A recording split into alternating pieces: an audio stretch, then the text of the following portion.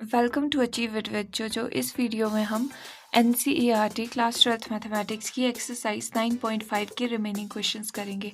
10th तक के सारे क्वेश्चंस हमने पहले वीडियोस में सॉल्व कर लिए, जिसका लिंक डिस्क्रिप्शन में मिल जाएगा।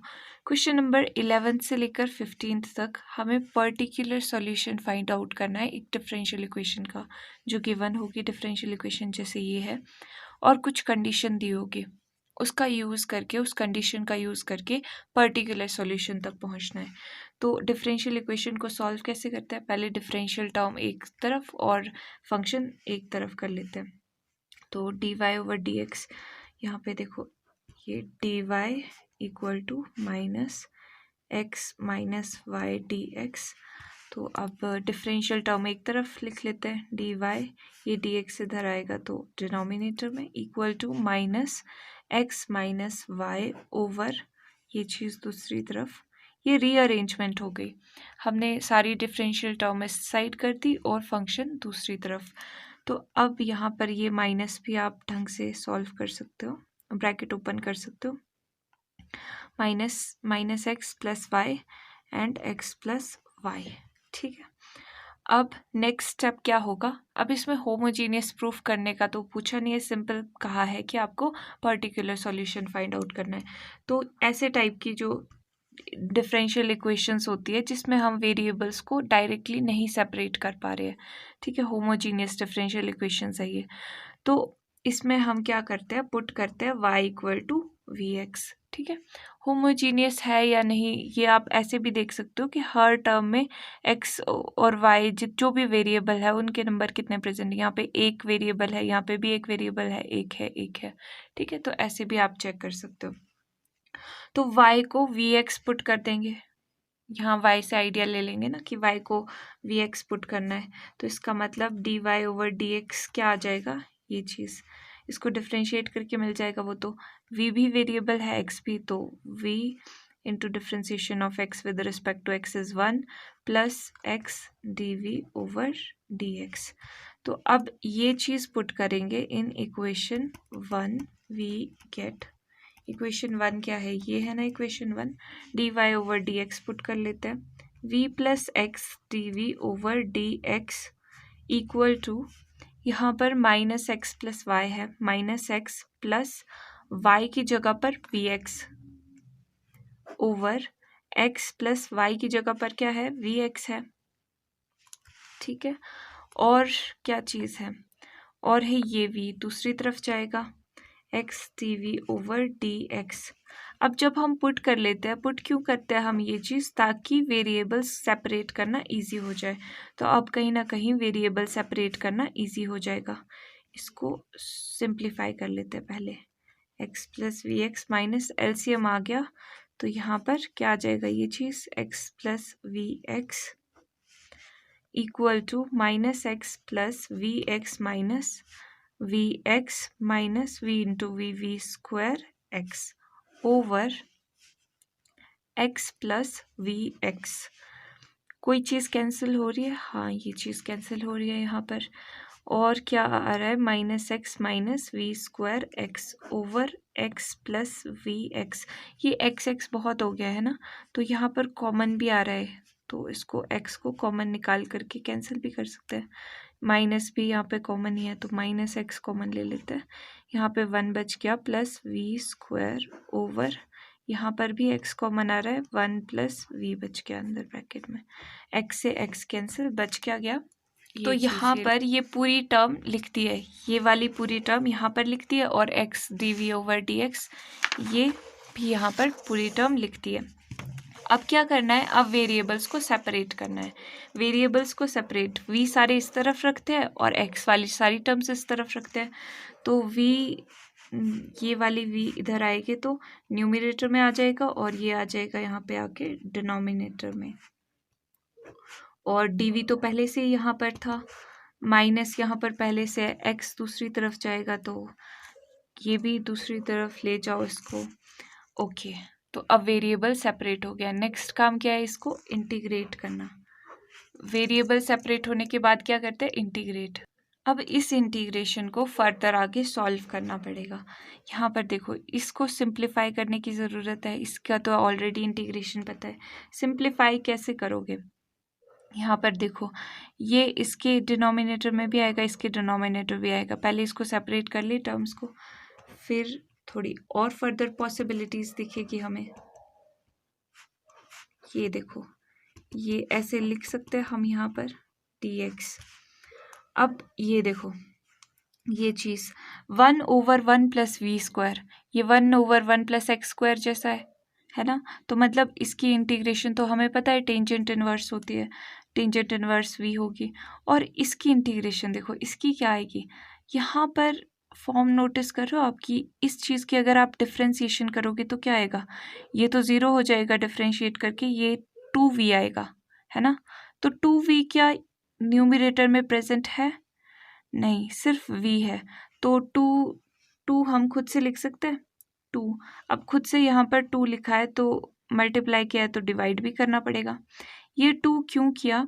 क्योंकि अगर आपको पता है कि अगर ऐसा कोई हमारे पास बन रहा हो इंटीग्रेशन में कि यहाँ पे डिनोमिनेटर में फंक्शन हो और न्यूमरेटर में उसका डिफरेंशिएशन, तो उसकी इंटीग्रेशन क्या होती है?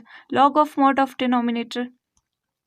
तो यहाँ पर तो वो फॉर्म बन रही है, तो इसलिए हम यहाँ पे इसको ऐसे लिख सकते हैं ना, 1/2 ये बाहर लिख लेते हैं। अब ये मत पूछना कि ये 2 क्यों नहीं बाहर लिखा, क्योंकि यहाँ पर पूरा का पूरा डिफ्रेंशिएशन चाहिए ना, जो डिनोमिनेटर का जो डिनोमिनेटर को डिफ्रेंशिएट करके आती है चीज़, वो पूरी हम यहाँ पे लिखते हैं -1/x dx।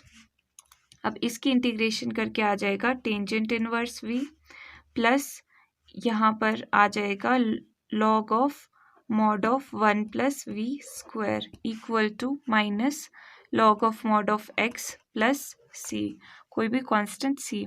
अब यहाँ से फर्दर हम सॉल्व नहीं कर पाएंगे, कर भी सकते हैं अगर आपने और सिंप्लीफाई करना है।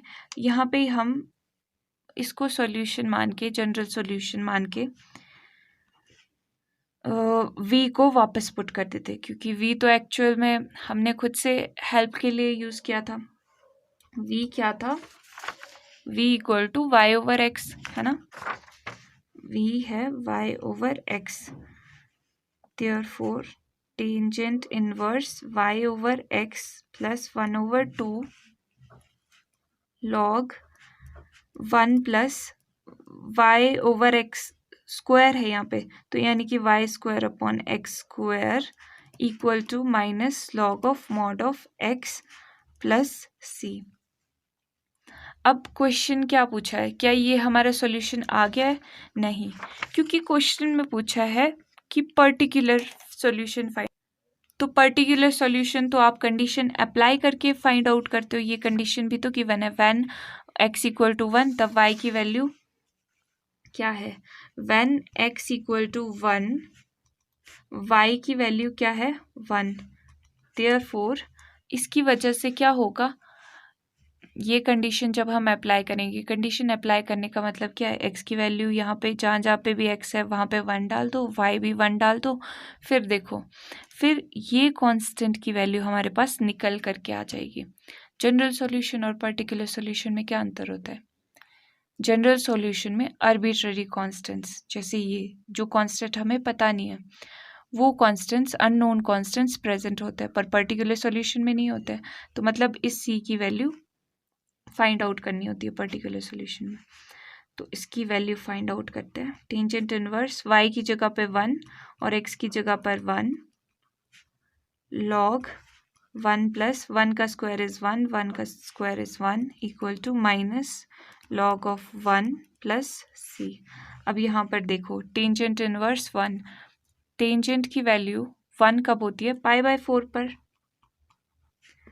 प्लस 1/2 लॉग, ये कितना आ गया? 1/1 इज 1, 1 प्लस 1 इज 2, 2 का मॉड इज 2, और ये क्या हुआ? लॉग 1 की वैल्यू होती है 0, तो ये पूरा 0 आ गया, यानी c की वैल्यू आ गई। ये चीज़ c की वैल्यू आ गई। तो नाउ ये देखो, ये c की वैल्यू बेशक आप हाईलाइट भी कर सकते हो इफ़ यू वांट टू। अब इस c की वैल्यू आ चुकी है यहाँ पर पुट कर दें ताकि हमारा ये जो सॉल्यूशन है ये पर्टिकुलर सॉल्यूशन बन जाए। तो सब्स्टिट्यूटिंग या फिर पुटिंग, तो इक्वेशन 2 में कर देते हैं पुट। इक्वेशन 2 आप ना इसको नाम दे दो क्योंकि इसमें y/x भी हमने पुट कर लिया है ना, तो ज़्यादा फायदेमंद रहेगा। दोबारा नहीं हमें v को सॉल्व करना पड़ेगा। y/x प्लस 1 ओवर, यहाँ पे आपको ये देखो दिख रहा होगा, अब ये देखो 1/2 log of mod of 1 plus y square over x square equal to minus log of mod of x plus c की जगह पे क्या पुट करना है, ये चीज़ π/4 प्लस 1/2 log 2। अब ये आ चुका है आपका पर्टिकुलर सॉल्यूशन, कोई भी आर्बिट्ररी कांस्टेंट नहीं है ना, पर इसको फर्दर और सॉल्व भी कर सकते हो, आप सिंप्लीफाई कर सकते हो। तो सिंप्लीफाई फर्दर करते हैं। यहाँ पे सबसे पहले तो लॉग वाली टर्म्स एक साइड ले आते हैं। Tangent inverse y/x plus 1/2 log 1 plus y square over x square, ये लॉग दूसरी तरफ जाएगा तो प्लस का हो जाएगा, इक्वल टू π/4 प्लस 1/2 log 2। ये वाला लॉग इसी साइड रहने देते क्योंकि ये log 2 तो कांस्टेंट ही है, वेरिएबल नहीं है ना, ये log x तो वेरिएबल था। टेंजेंट इनवर्स y/x, अब क्या कर सकते हैं हम, यहाँ पर देखो ये 1/2 है, या तो इसको आप पावर में ले जाओ, तो पावर में ले जाओगे 1/2 करके यानी अंडर रूट आ जाएगा इसका, फिर और सॉल्व करने के लिए आपको सोचना पड़ेगा। तो ऐसा करते हैं, इस 2 को हर जगह पे मल्टीप्लाई कर लेते हैं, पूरी इक्वेशन को 2 से मल्टीप्लाई कर लेते हैं। तो 2 से यहाँ पे मल्टीप्लाई कर लिया लॉग, यहाँ पे साथ में एलसीएम भी ले लेते हैं, plus 2 log mod of x equal to 2 into π/4, दोनों तरफ करना पड़ेगा ना मल्टीप्लाई ताकि इक्वेशन बैलेंस्ड रहे, इक्वेशन में कोई चेंजिंग ना हो, प्लस 2/2 log 2। तो पूरी दोनों तरफ को 2 से मल्टीप्लाई कर दिया। अब जो कैंसिल हो रही है चीज़ें वो कैंसिल कर देते हैं, इससे थोड़ा सिंप्लीफाई हो गया। देखो कैसे log x square plus y square over x square. अब देखो यहाँ पर क्या है, यहाँ पर log 2 log x है, ठीक है। तो log से पहले कोई भी चीज़ हो log से पहले, उसको आप पावर में लिख सकते हो, ठीक है। मतलब ये 2 को आप पावर में भी लिख सकते हो, तो क्या बन जाएगा, ये log x स्क्वायर बन जाएगा, लिख ही देते हैं। तो अब यहाँ पर 2 log वाली टर्म्स प्लस हो रही है, तो जब 2 log वाली टर्म्स प्लस होती है तो जिनका log लिया होता है वो दोनों टर्म्स क्या हो रही होती है, मल्टीप्लाई। तो यानी कि ये टर्म और ये टर्म हो जाएगी मल्टीप्लाई, प्लस log 2। तो अब जो चीज़ें कैंसिल हो रही है वो कैंसिल कर दो, और आ गया आपके पास final answer, plus log mod x square plus y square equal to π/2 plus, अब ये देखो ये आ गया इस गिवन डिफरेंशियल इक्वेशन का particular solution which is free from all the arbitrary constants, कोई आर्बिट्ररी कांस्टेंट नहीं है ना, तो ये आ गया आंसर। एक बार फिर से देख लेते हैं कि इस क्वेश्चन को सॉल्व करने के लिए हमने क्या किया है। यहाँ पर देखो, यहाँ से हमने क्वेश्चन सॉल्व करना स्टार्ट किया। तो सबसे पहले हमने dy/dx यानी डिफरेंशियल टर्म एक साइड कर दी और फंक्शन एक तरफ कर दिया, ताकि हम क्लियर आइडिया ले सके कि क्या करना है आगे। अब यहाँ पर y को, अब ये देखा हमने वेरिएबल तो इजीली यहाँ पर सेपरेट नहीं हो पाएंगे, और ये होमोजीनियस डिफरेंशियल इक्वेशन है, तो इसको हम सॉल्व कैसे करते हैं, y को पुट कर लेते हैं, थर्ड वेरिएबल की हेल्प लेते हैं, किसी और वेरिएबल की, जहाँ v की हेल्प ले रहे हैं यहाँ पर हम। तो y को vx पुट कर दिया, इसकी वजह से सारी सब्स्टिट्यूशन हो गई ये, और फर्दर आगे तो फिर सिंप्लीफिकेशन करने के ही काम थे, यहाँ पर सिंप्लीफाई किया। अब नेक्स्ट स्टेप एक और जगह पे ध्यान देने की ज़रूरत पड़ी हमें, वो कहाँ पर, यहाँ पर इसको इंटीग्रेट कैसे करना था, अलग अलग कर दिया, ठीक है। अब यहाँ पर इंटीग्रेशन भी आराम से से हो गई। अब ये जो सॉल्यूशन आया है यहाँ पर खुश मत हो जाना कि हाँ ठीक है सॉल्यूशन आ गया, नो, पर्टिकुलर सॉल्यूशन पूछा है आपसे, मतलब आपको कंडीशन अप्लाई करनी पड़ेगी। तो ये कंडीशन अप्लाई करके क्या होता है, ये कांस्टेंट रिमूव हो जाता है क्योंकि कांस्टेंट की वैल्यू आ जाएगी ना। फिर जो कांस्टेंट की वैल्यू है वो यहाँ पर रख करके, यहाँ पे रख करके आगे फर्दर जिस तरह से भी सिंप्लीफाई होता है वो सिंप्लीफिकेशन हमने की और फिर आ गया क्वेश्चन नंबर 12 में। ये डिफरेंशियल इक्वेशन गिवन है, इसमें भी वही काम करेंगे। dy ओवर dx पहले एक तरफ लिख लेते हैं,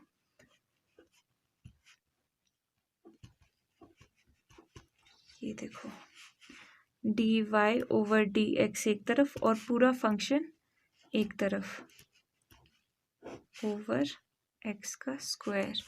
अब यहाँ पर देखो दो वेरिएबल्स है एक्स वाई, यहाँ पर भी y इंटू वाई दो वेरिएबल है, यहाँ पे भी x इंटू एक्स है, ठीक है। मतलब ये भी होमोजीनियस है इक्वेशन, डिफरेंशियल इक्वेशन। तो होमोजीनियस डिफरेंशियल इक्वेशन के लिए कैसे सॉल्व करते हैं, y को vx पुट करते हैं, put y equal to vx, this implies dy over dx को भी पुट करना पड़ेगा। तो first function into differentiation of second plus second function into differentiation of first in equation 1 नाम दे देते इसको। We get what we get is v plus x dv over dx equal to minus x, y की जगह पर क्या put करना है, vx plus v square x square हो जाएगा क्योंकि y का स्क्वायर है, ओवर एक्स स्क्वायर। कुछ कॉमन आ रहा है यहाँ पे, x इंटू एक्स है मतलब एक्स स्क्वायर कॉमन आ रहा है यहाँ पर, ये देखो, और यहाँ पर v plus v square, v भी कॉमन आ रहा था वैसे तो, चलो अगले स्टेप में निकाल लेते हैं v। तो माइनस, या ब्रैकेट ही ओपन कर लेते हैं क्योंकि ओवर 1 यहाँ पे तो कुछ नहीं है ना, v plus x d v over d x, ये चीज़ आ गई। तो अब v भी दूसरी तरफ जाएगा तो माइनस का हो जाएगा, माइनस v, तो ये चीज़ आ जाएगी minus minus plus minus v minus 2v हो गया माइनस वी स्क्वायर। अब यहाँ पर देख लो क्या कॉमन आ रहा है, माइनस कॉमन आ रहा है, v कॉमन आ रहा है, तो ये आ गया 2 प्लस वी, ठीक है। अब क्या करें, अब v और x के वेरिएबल्स को अलग अलग कर देते हैं, v एक तरफ रखते हैं और x सारे के सारे एक तरफ। तो ये यहाँ पर v आ जाएगा v प्लस 2 प्लस वी लिखो, v प्लस 2 लिखो, एक ही बात है, इक्वल टू, यहाँ पर माइनस तो ऑलरेडी था ना, ये x दूसरी तरफ आ गया, dx दूसरी तरफ। अब यहाँ देखो v वाली टर्म सारी एक तरफ कर दी है, x वाली सेपरेट कर दी है। नेक्स्ट स्टेप क्या होता है, इंटीग्रेशन। अब इंटीग्रेट करने पे इसकी इंटीग्रेशन क्या होगी, इसकी तो नहीं पता, पर यहाँ पर ये वो वाली फॉर्म आ रही है ना कि यहाँ पर दो लीनियर टर्म्स है, इसको हम by using partial fraction method इसको सिंप्लीफाई कर सकते हैं, क्योंकि ब्रेक तो इसको करना पड़ेगा तभी हम इसका इंटीग्रेशन फाइंड आउट कर सकते हैं। तो देखो, now let 1 over v plus 2, partial fraction form में क्या करते हैं, a के नीचे ये टर्म लिख देंगे, b के नीचे ये टर्म लिख देंगे, और उसके बाद a और b की वैल्यू फाइंड आउट करते हैं, यही करते हैं ना पार्शियल फ्रैक्शन में।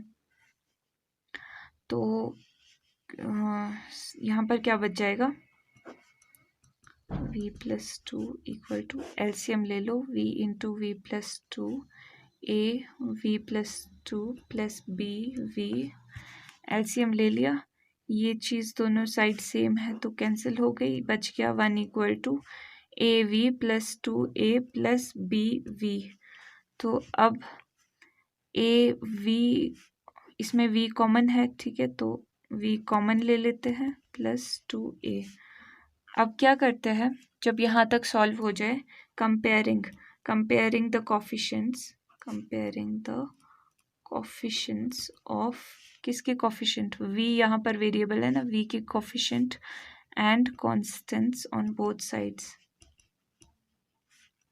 both sides of above equation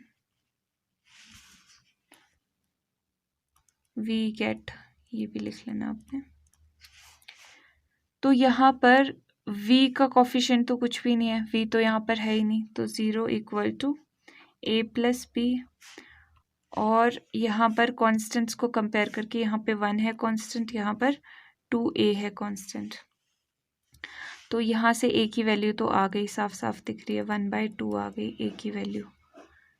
a की वैल्यू आ गई है तो यहाँ पर b की वैल्यू भी निकल दी जाएगी।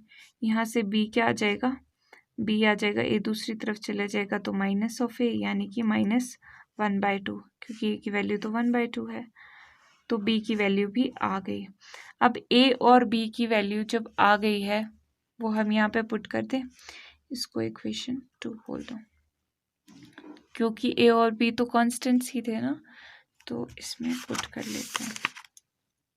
तो इस इक्वेशन में a और b की वैल्यू पुट कर लेते हैं। a की वैल्यू 1/2 आई थी और b की -1/2, b + 2। ओके, तो अब ये वैल्यू फाइंड आउट कर दी है। इसको पार्शियल फ्रैक्शन से हमने ब्रेक कर दिया है 2 सिंपल पार्ट्स में, जिसकी इंटीग्रेशन हमें पता है, यहाँ पे दिख भी रही है साफ साफ कि किसकी इंटीग्रेशन क्या है। तो देयरफॉर अब क्या आ जाएगी ये चीज़ आ जाएगी 1/v + 2 dv। ये चीज़ मैं वापस यहाँ पे लिख रही हूँ दोबारा से। ये चीज़ क्या आ जाएगी, ये तो हमने फाइंड आउट कर लिया ना, जो भी लिखना है यहाँ पे सेंस वगैरह, 1/2v - 1/2v + 2, इसकी इंटीग्रेशन साथ में dv equal to -1/x dx। तो अब यहाँ पे 1/2 तो कॉमन है, बाहर लिख लेते हैं, v + 2 dv equal to -1/x dx। 1/2 इसकी इंटीग्रेशन क्या है, log of mod of v minus इसकी इंटीग्रेशन भी क्या होगी, log of mod of v + 2, क्योंकि इसको डिफ्रेंशिएट करके 1 ही आएगा, v को डिफ्रेंशिएट करके 1 आएगा, 2 तो कांस्टेंट है, इसको डिफ्रेंशिएट करके 0 आएगा। और मतलब इस पूरी टर्म की जो डिफ्रेंशिएशन 1 है वो यहाँ पर प्रेजेंट है न्यूमरेटर में, तो log of mod of denominator minus log of mod of x plus, अब सारी टर्म्स लॉग में है तो यहाँ पे c कांस्टेंट भी लॉग में ही रख लेते हैं। अब v को वापस पुट करते हैं, पर यहाँ पे पहले ये थोड़ा सा और सॉल्व कर लेते हैं।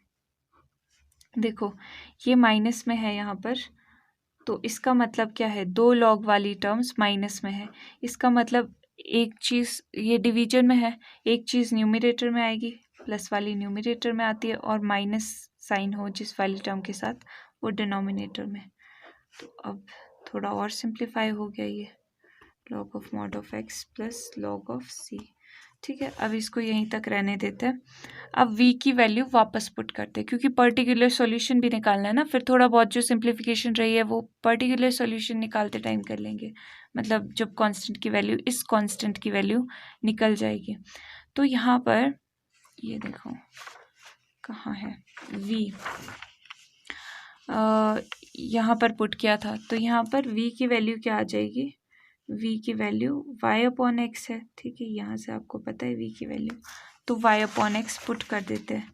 Since v equal to y/x, therefore 1/2 log y/x over y/x plus 2 is equal to minus log of mod of x plus log of c।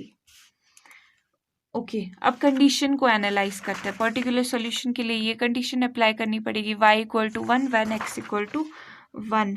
When जब x 1 है तो y की वैल्यू क्या आ रही है 1, देयरफॉर 1/2 log, अब पुट कर दो, 1/1 is 1 upon 1/1 is 1 plus 2 equal to minus log of mod of 1, आपको पता है 0 होता है log 1। तो अब ये चीज़ आ गई 1/2 log 1/1 + 1 इज 3, मॉड्यूलस 1/3 का 1/3, और ये चीज़ 0 आ गई, और log c। log c की वैल्यू अब आपके पास आ गई है। अब इसको हम सब्स्टिट्यूट कर सकते हैं ना, यहाँ पर इसको इक्वेशन 3 नाम दे देते हैं। Substituting the value of log c in equation 3। तो ये यहाँ पर लिख दिया है इक्वेशन 3 पूरी, बस c लिखना बाकी रह गया है। ये देखो, ये पूरी इक्वेशन वहाँ पे पेज पे लिख दी है। log c की वैल्यू क्या आई है, 1/2 log 1/3। तो यहाँ पर log c की वैल्यू पुट कर दी। अब इसको थोड़ा और सिंप्लीफाई करते हैं। सबसे पहले तो ये वाली जो कॉम्प्लिकेटेड सी चीज़ दिख रही है इसको सिंप्लीफाई कर लेते हैं। y/x तो ठीक है, पर यहाँ पे कौन क्या आ जाएगा, एलसीएम आ जाएगा x, तो 2x। ठीक है, अब x से x कैंसिल हो जाएगा। एटलीस्ट थोड़ा सा सिंप्लीफाई तो हो, थोड़ा अच्छा सा दिखे कि हाँ सिंप्लीफाइड सी है ये चीज़। तो 1/2 log y/y प्लस 2x बच गया।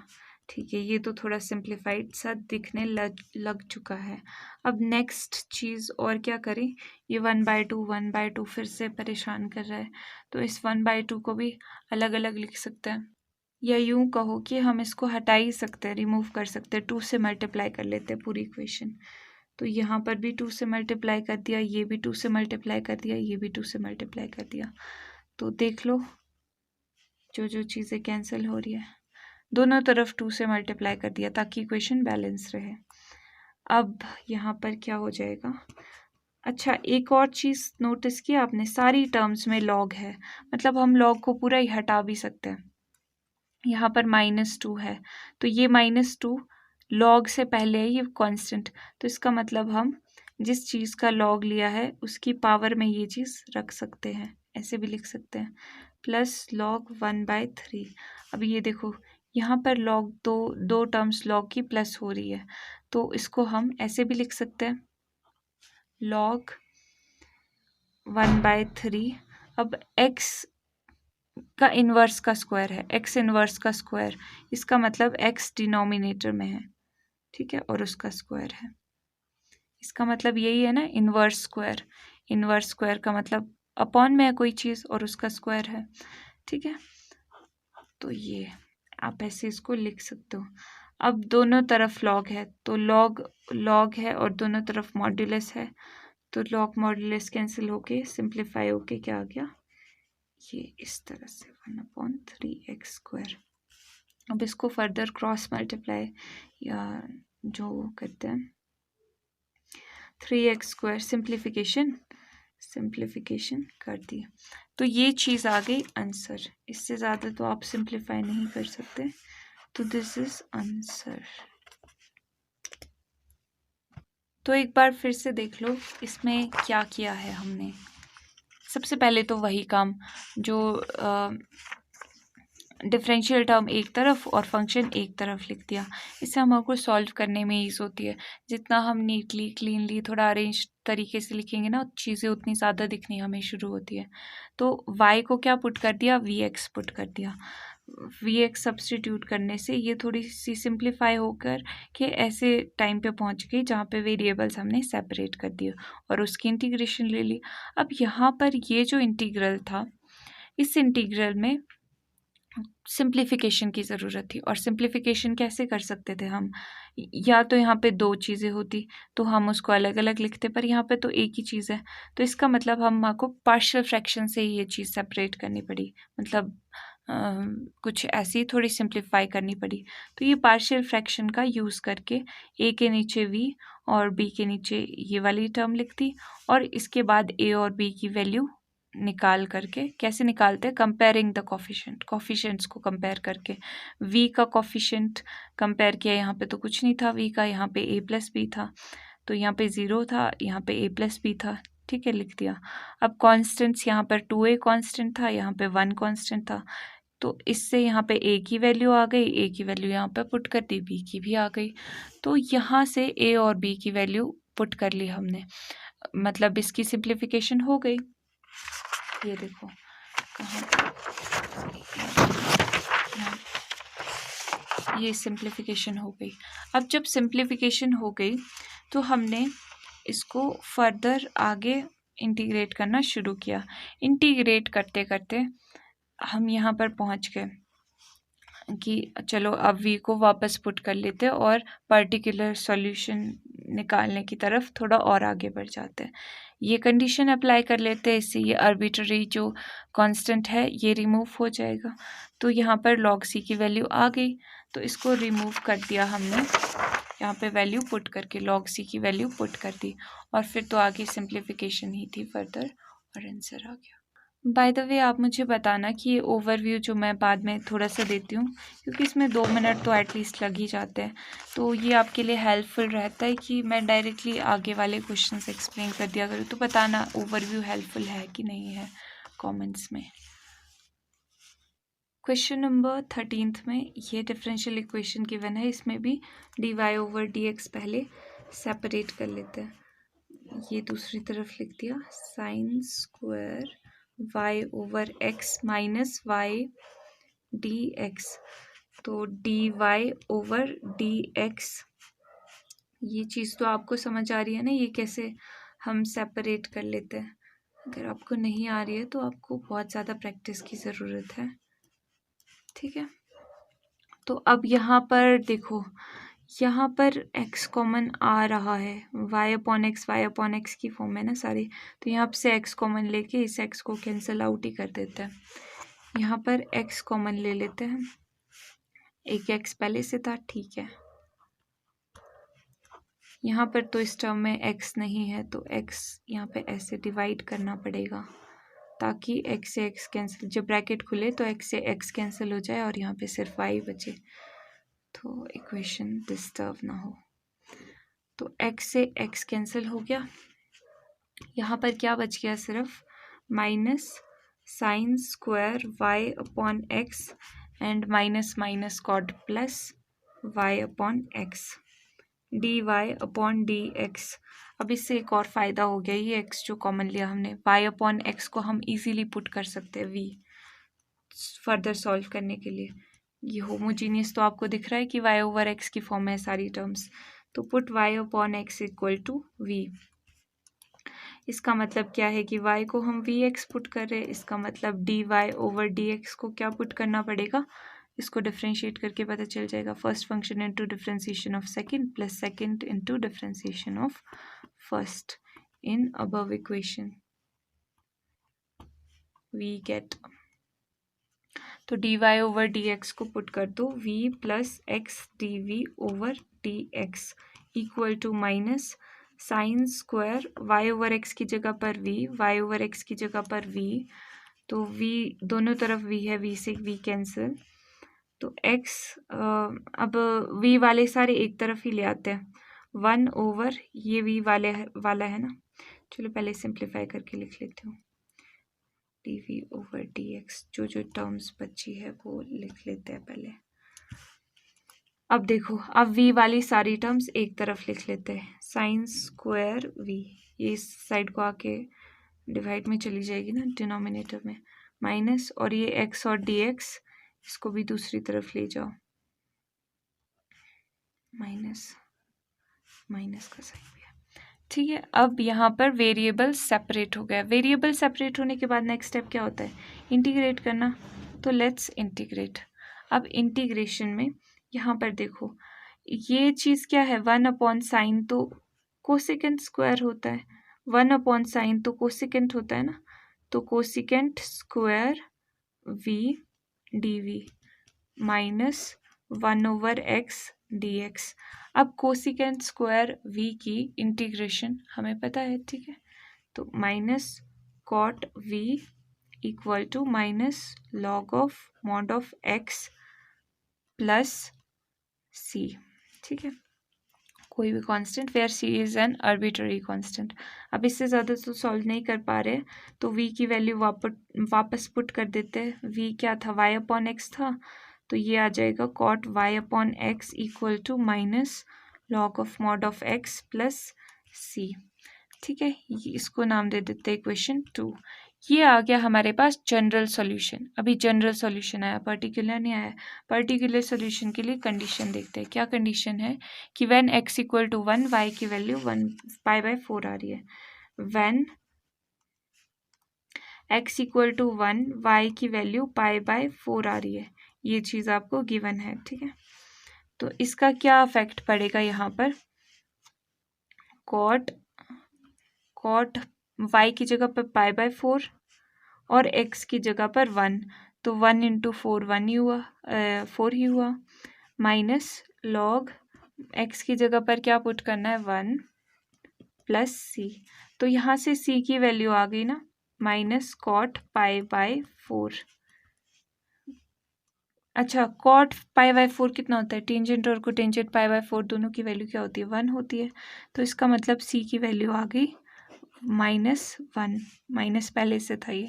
ठीक है, तो -1। अब इस c की वैल्यू इक्वेशन 2 में पुट करते हैं हम। ओके, तो यहाँ पर वैल्यू पुट कर दी, ये पूरी इक्वेशन वही थी, c की जगह पर बस -1 पुट किया है। यहाँ पर देखो ये पूरी इक्वेशन वही थी, c की जगह पे -1 पुट कर दिया है। तो अब माइनस माइनस हर जगह पे है, माइनस ही माइनस, तो माइनस को कैंसिल कर दें, मतलब माइनस से पूरी सारी टर्म्स मल्टीप्लाई कर दोगे तो माइनस इंटू माइनस प्लस हो जाएगा, यहाँ पर भी प्लस का हो जाएगा, यहाँ पर भी प्लस का हो जाएगा। अब इस चीज़ को लिखने का ना एक और स्मार्ट तरीका भी है कि 1 को आपको पता है कि 1 को log e भी लिख सकते हो, यहाँ पे log वाली टर्म है, तो आप इसको log की हेल्प से थोड़ा सा कॉम्पैक्ट कर सकते हो और इन टर्म्स को। तो यहाँ पर देखो, आप यहाँ तक भी आंसर रहने दोगे ना तो वो भी करेक्ट है। ठीक है, बट फर्दर जो आपकी एनसीईआरटी में आंसर गिवन है वो इस तरीके से आया है, ये देखो उन्होंने यहाँ पे क्या कर दिया है, इस 1 को log ही कर लिया है। ठीक है, कंसीडर, तो log, क्योंकि आपको पता है log ऑफ e क्या होता है, एक्सपोनेंशियल्स का log 1 होता है ना, तो ये e(x) आ गया। ठीक है, तो इससे फर्दर तो और क्या सॉल्व करना है, दिस इज आंसर। तो ये आ गया required solution free from every constant. तो यहाँ पर अब देखो ये कैसे स्टार्ट किया हमने, सबसे पहले वही dy/dx एक तरफ और सारा फंक्शन एक तरफ, फिर y/x, ये जो कॉम्प्लिकेटेड सी चीज़ दिख रही थी इसको हमने सिंपल v पुट कर दिया कि ये कोई वेरिएबल v है। ठीक है, और फिर उसके बाद हमने जब पुट किया तो ये तो इसकी तो इंटीग्रेशन भी बहुत ज़्यादा आसान थी, वेरिएबल सेपरेट करके इंटीग्रेट कर दिया, और जब इंटीग्रेशन का जनरल सॉल्यूशन आ गया तो वापस v को पुट कर दिया, क्योंकि अब v की ज़रूरत तो थी नहीं, तो हमने v की वैल्यू वापस इसमें पुट कर दी। फिर इस कंडीशन का यूज़ करके कांस्टेंट की वैल्यू भी निकाल ली, और यहाँ पर ये c की वैल्यू हमने यहाँ पे पुट कर दी, और यहाँ पे 1 को आपको पता है log e लिख सकते हैं आप 1 को भी, क्योंकि log e की वैल्यू भी 1 है, तो यहाँ पर इसको थोड़ा और कॉम्पैक्ट बन गया ये, और ये क्वेश्चन नंबर 14 में ये डिफरेंशियल इक्वेशन गिवन है। अब इसमें भी dy/dx एक तरफ लिख लेते हैं और बाकी सारी टर्म्स दूसरी तरफ, minus cosecant y/x। Next step, अब ये देखो ये तो खुद डिफरेंशियल इक्वेशन चीख के बोल रही है कि होमोजीनियस है। देखो y/x वाली टर्म्स है सारी की सारी, मतलब ये होमोजीनियस है। तो आप इसको सॉल्व कैसे करोगे, पुट करके y/x equal to v put करोगे, राइट। तो यानी कि y को y की वैल्यू vx के इक्विवेलेंट आ जाएगी, तो dy/dx आप आराम से पता कर सकते हो कि dy/dx की जगह क्या लिखे, इसको डिफ्रेंशिएट करोगे प्रोडक्ट रूल लगा के, तो v ये आ जाएगा x dv/dx। तो यहाँ पर पुट कर देते हैं in above equation we get dy/dx की जगह पर v plus x dv/dx equal to y/x की जगह पर v माइनस कोसिकेंट v। तो अब दोनों तरफ v है, v से v कैंसिल हो जाएगा, या आप एक और स्टेप भी लेना चाहो तो आप एक और स्टेप में भी लिख सकते हो कि ये v दूसरी तरफ चला जाएगा और ये कैंसिल हो गया। अब v वाली सारी टर्म्स एक तरफ लिख लेते हैं, 1 cosecant v dv equal to, यहाँ पे माइनस ऑलरेडी था, x वाली सारी टर्म्स एक तरफ। अब वेरिएबल सेपरेट हो गए, नेक्स्ट स्टेप है इंटीग्रेशन का। इंटीग्रेट कर दो। इंटीग्रेशन 1 ओवर कोसिकेंट तो साइन होता है, -1/x dx। साइन की integration minus cos v equal to minus log of mod of x plus c। ठीक है, अब यहाँ से आगे क्या सॉल्व करना, v की वैल्यू पुट कर देते हैं। सिंस v किसके इक्वल था, y/x के ना, तो since v is equal to y/x, therefore minus cos y upon x क्या आ जाएगा, equal to minus log of mod of x plus c। अब ये आ गया है जनरल सॉल्यूशन, इसको इक्वेशन नंबर 2 नाम दे देते हैं। अच्छा, इसमें इक्वेशन 1 तो नाम दिया ही नहीं, ये इक्वेशन 1 इक्वेशन 2 वो हो गई। अब कंडीशन देखो, कंडीशन क्या है कि when x equal to 1 y की वैल्यू 0 होगी। Since when x equal to 1 y की वैल्यू 0 होगी, देयरफॉर अब यहाँ पर पुट कर देते हैं ये कंडीशन, इससे c की वैल्यू मिल जाएगी। तो माइनस कॉस y की वैल्यू 0 है, 0 over something is 0, equal to minus log x की जगह पर 1 प्लस c। तो log 1 तो 0 है, ये तो पहले ही सिंपल यहाँ पे c ही बच गया।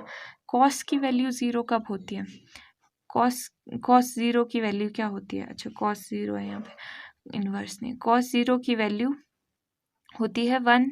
ठीक है, 1 और माइनस पहले से है, तो c की वैल्यू आ गई -1। अब इसको सब्सटीट्यूट कर दे इक्वेशन 2 में, substituting the value of c in equation 2 we क्या। तो आप देखो, अब यहाँ पे सब्सटीट्यूट कर रहे हैं, साथ साथ में सब्सटीट्यूट कर लेते हैं, c की जगह -1। ठीक है, दिस इम्प्लाइज, अब यहाँ पे हर जगह पर माइनस है, मतलब माइनस कैंसिल हो गया, ऊपर से यहाँ पर 1 है, तो मतलब इस 1 को आप log e भी लिख सकते हो, y/x equal to log e। वैसे तो हमने नहीं लिखना था, पर यहाँ पर थोड़ा सा अच्छा सा हो जाएगा ना, कॉम्पैक्ट हो जाएगा और ज़्यादा, तो ये आ गया log e(x), ऐसे लिख सकते हो ना आप, क्योंकि 2 log वाली टर्म्स प्लस से सेपरेटेड है, ऐड हो रही है, इसका मतलब जिन टर्म्स का log लिया है वो मल्टीप्लाई होगी। ठीक है, तो ये आ गया आपका answer, this is your answer of required differential equation. ये तो एक ही पेज में हो गया, पहला क्वेश्चन था भाई इस एक्सरसाइज का जो एक पेज में हो गया, तो एक बार देख लो।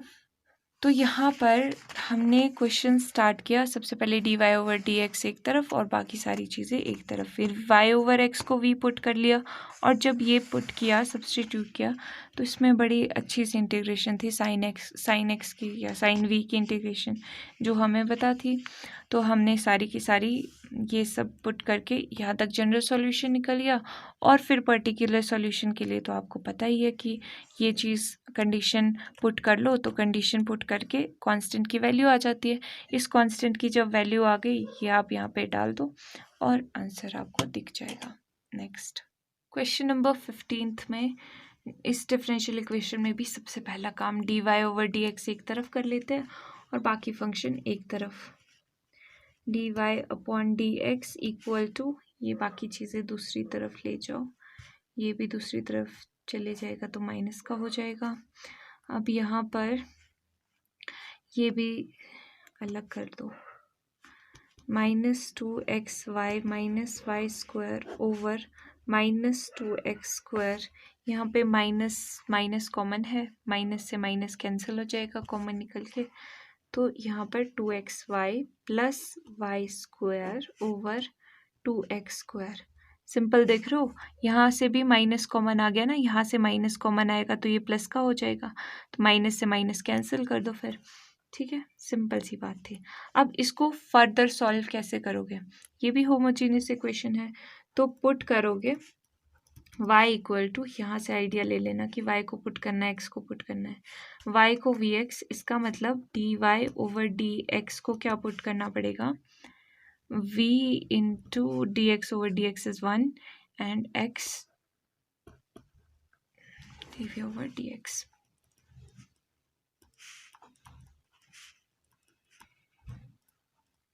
In equation 1 we get v plus x d v over d x equal to 2x। अब केयरफुल रहना, y की जगह पर क्या पुट करना है, vx।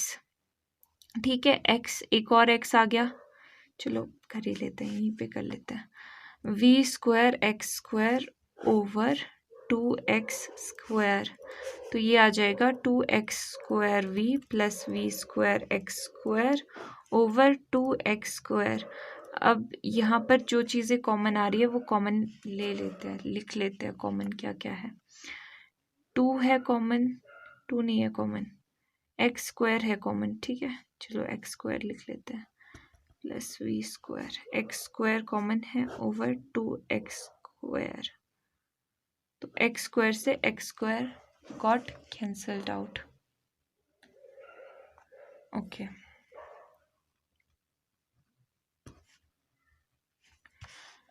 अब ये v भी दूसरी तरफ जाएगा, सिंप्लीफिकेशन हो रही है। आप देख रहे होंगे, नोटिस कर पा रहे होंगे कि हर जगह पे ऑलमोस्ट सेम ही प्रोसेसेस होती है, बस 2-4 क्वेश्चन सॉल्व कर दो, बाकी तो आपको खुद से प्रैक्टिस करनी पड़ेगी ताकि आपको सारी डिफरेंट इंटीग्रेशन टेक्निक्स बिल्कुल मास्टर हो जाए। तो यहाँ पे तो 2 ही है, तो ये 2v2 ऐसे लिख लो, 2v से 2v कैंसिल, बच गया v स्क्वायर बाई 2। तो v वाली सारी टर्म्स एक तरफ कर लेते हैं और बाकी टर्म्स एक तरफ, तो ये 2 ओवर वी स्क्वायर हो जाएगा जब इक्वल टू के दूसरी तरफ चला जाएगा dv। और यहाँ पर क्या है, ये x आ जाएगा ऐसे। अब वेरिएबल्स हो गए सेपरेट, यहाँ पर v वाले और यहाँ पर x वाले, इसके बाद इंटीग्रेट करना है।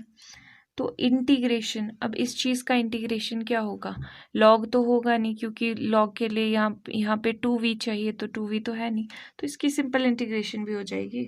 2v को आप ऐसे भी लिख सकते हो, v इनवर्स स्क्वायर भी लिख सकते हो। अपॉन का मतलब यही है ना कि इनवर्स में, अपॉन को इनवर्स भी बोलते हो ना, 1/x dx।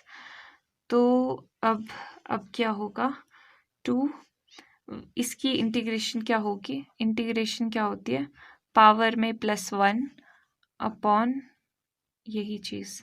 ठीक है, ये आएगी इसकी इंटीग्रेशन, इसका मतलब v -2 + 1 इज़ -1 और यहाँ पे -1, यानी कि ये आ जाएगी -1/v। ठीक है, क्योंकि v इनवर्स का मतलब अपॉन में है ना, तो यानी कि 2 अपॉन, ये 2 तो पहले से ही था ना, -1/v यहाँ पे लिख दिया, equal to log of mod of x plus c। ठीक है, अब यहाँ से फर्दर आगे और नहीं कर पा रहे, तो v की value, since v equal to y/x, therefore v क्या है, y/x log of mod of x plus c। ये आ चुका है जनरल सॉल्यूशन, इक्वेशन 2 नाम दे देते हैं।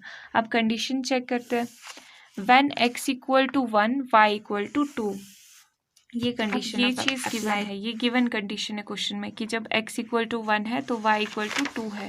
यहाँ पर देखो ये गिवन है ना यहाँ पर, तो अब इस कंडीशन का यूज़ करके हम कांस्टेंट की वैल्यू फाइंड आउट कर सकते हैं।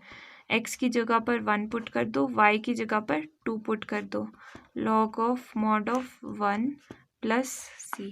ठीक है, अब यहाँ से c की वैल्यू आपको साफ साफ दिखाई दे रही होगी, यहाँ पे -1 बच गया, log 1 की वैल्यू 0 और c की वैल्यू आ गई -1। तो अब इस -1 को हम यहाँ पर सब्सटीट्यूट वापस कर लेते हैं c में, तो ये लिख दिया है यहाँ पर। तो जब अब सब्सटीट्यूट करने लगेंगे, सिर्फ तो इसको आपको दिखाई भी दे, -2x over y equal to log of mod of x, और c की जगह पे क्या है, -1। तो अब फाइनली ये आंसर आ चुका है, बट आप y की फॉर्म में भी लिखना चाहो तो आप वैसे भी लिख सकते हो। देखो y दूसरी तरफ लिखोगे तो -2x अपॉन माइनस दूसरी तरफ ले जाके मल्टीप्लाई हो जाएगा ना, ये log of mod of x -1। अब इस माइनस को भी आप फर्दर सिंप्लीफाई कर सकते हो, यहाँ पर -2x है, यहाँ पर भी माइनस कॉमन ले लेते हैं, तो 1 - log of mod of x हो जाएगा, माइनस से माइनस कैंसिल, तो 2x upon 1 minus log of mod of x, ये चीज़ आ गई answer which is required solution. ये y की वैल्यू, ये this is the solution of required solution of given differential equation. Question number 16 में पूछा है of homogeneous differential equation of the form, ये डिफरेंशियल इक्वेशन की फॉर्म दी हुई है, can be solve by making the substitution, क्या substitution की जाए जिससे ये सॉल्व हो जाए। तो इसमें तो साफ साफ दिखाई दे रहा है कि x ओवर y को हमें v सब्सटीट्यूट करना पड़ेगा। इसका मतलब x को वी वाई सब्सटीट्यूट करना पड़ेगा, तो x equal to v y है यहाँ पे, हाँ है, तो C is the correct option. ठीक है, करेक्ट ऑप्शन। क्वेश्चन नंबर 17 पे पूछा है which of the following is homogeneous differential equation. अब इसमें से आप ये तो खुद ही कर सकते हो वैसे, बट स्टिल कैसे देखोगे आप, अप्रोच कैसे करोगे, ऐसे मत लग जाना कि सबको एक एक करके प्रूफ करने लग जाओ। यहाँ पे देखो टर्म्स नोटिस करो कि हाँ यहाँ पर एक्स एक वेरिएबल में ही दिया हुआ है ऑलमोस्ट, ये तो एक वेरिएबल है, इसमें तो एक भी वेरिएबल नहीं है, मतलब ये होमोजीनियस नहीं होगी। यहाँ पर दो वेरिएबल है, हर टर्म में होना चाहिए। ठीक है, अगर y ओवर x की फॉर्म में हो वो अलग बात है, यहाँ पे x और y यहाँ पे सिंपल फॉर्म में दिया हुआ है, तो यहाँ पर लैम्डा अगर आपको कांस्टेंट बाहर निकालना है, इसका मतलब क्या है, वो हर एक टर्म में प्रेजेंट होना चाहिए ना, तो यहाँ पे तो लैम्डा प्रेजेंट नहीं होगा, तो आप इससे तो लैम्डा बाहर निकाल ही नहीं पाओगे। ठीक है, तो जब प्रूफ करोगे तब आपको पता चलेगा जो मैं कहना चाह रही हूँ। तो ये लैम्डा बोल रही हूँ, यहाँ पे दो टर्म्स है x और y, ठीक है, पर यहाँ पे तीन है, x का क्यूब है ना, तो x इंटू एक्स है, y इंटू वाई, ये भी नहीं हो सकती। नेक्स्ट x का क्यूब है मतलब 3 टर्म्स है, ओके, y का स्क्वायर है मतलब 2 टर्म्स है, ओके, x और y 2 टर्म्स है, तो यहाँ पे 3 टर्म्स है और यहाँ पे 2 टर्म्स है, मतलब ये भी नहीं हो सकती। एक लैम्डा की पावर 1 रह जाएगी ना जब आप निकालोगे तो लैम्डा को बाहर, तो होमोजीनियस तो तभी होती है जब लैम्डा की पावर 0 हो। ठीक है, तो अब यहाँ पर देखो बच गया यही ऑप्शन, पर फिर भी इसको चेक कर लेते हैं। y का स्क्वायर, ठीक है, 2 टर्म्स है, x का 2 टर्म्स मतलब 2 वेरिएबल, टर्म क्या बोल रही हूँ मैं, 2 वेरिएबल है, यहाँ पर भी 2 वेरिएबल है, x का स्क्वायर यानी x इंटू एक्स है, यहाँ पर भी x y है, यहाँ पे y स्क्वायर यानी y इंटू वाई है। ठीक है, तो मतलब ये है आपका D correct option, D correct. आप इसको चेक भी करना चाहो तो भी देख लो, y square d x plus x square minus x y minus y square d y equal to 0 है ना, तो d y upon d x क्या आ जाएगा, ये देखो ये दूसरी तरफ जाएगा तो माइनस का हो जाएगा, और ये ऐसे आ जाएगा x square minus x y minus y square. ये जब आप इसको करोगे ना सेपरेट तब ऐसे आ जाएगा। अब यहाँ पे लैम्डा से मल्टीप्लाई कर दो, लैम्डा से मल्टीप्लाई करोगे लैम्डा स्क्वायर, यहाँ पे भी लैम्डा स्क्वायर, यहाँ पे भी लैम्डा स्क्वायर, यहाँ पे भी लैम्डा स्क्वायर, तो लैम्डा आप बाहर आके ये लैम्डा टू द पावर 0 हो जाएगा ना, क्योंकि लैम्डा स्क्वायर से सारे लैम्डा स्क्वायर कैंसिल हो जाएंगे और वही वाला फंक्शन आ जाएगा। ठीक है, तो ये आप प्रूफ भी कर सकते हो। सो वीडियो अच्छी लगी हो तो थैंक यू, लाइक भी कर देना और चैनल को सब्सक्राइब भी कर देना। Bye bye.